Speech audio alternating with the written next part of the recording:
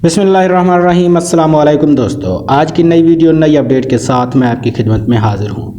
आज की सरकारी मुलाजमीन के हवाले से बड़ी दो खबरें शेयर करने जा रहा हूँ जो कि सरकारी मुलाजमीन के लिए बड़ी अहम तरीन है। एक तो ये है कि सरकारी मुलाजमीन के जितना भी हैं तनख्वाहदार तबके पर इजाफी टैक्स को मुस्तरद करते हैं। सेनेट की फिनांस बिल पर सिफारिश दी गई है जिसमें तनख्वाहदार तबके पर इजाफी टैक्स को मुस्तरद किया गया है। और दूसरी ख़बर यह है कि जो सरकारी मुलाजमीन के हवाले से बड़ी एक अहम तरीन खुशखबरी है जो कि 25 साल सर्विस दोबारा बहाल हो चुकी है।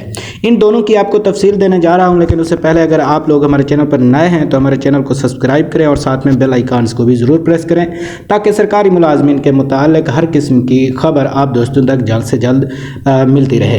दोस्तों, जैसा कि आप जानते हैं सरकारी मुलाजमीन पर टैक्स आयद किया गया था।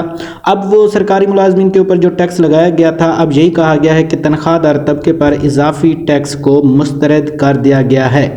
मज़ीद ये भी कहा है कि तनख्वाहदार तबके के ऊपर कोई भी टैक्स नहीं लगाया जाएगा।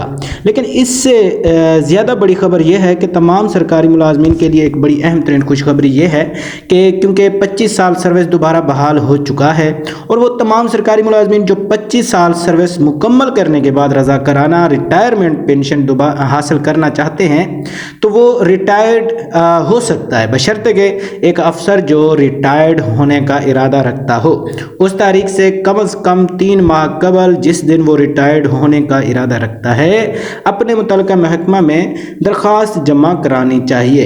इस तारीख की निशानदाही करना जिस दिन वो रिटायर्ड होने का इरादा रखता हो तो उसके लिए दरख्वास्त जमा कराना ज़रूरी होगा। ये आज की दो बड़ी अहम तरीन खबरें थी जो कि आप दोस्तों के साथ शेयर की है।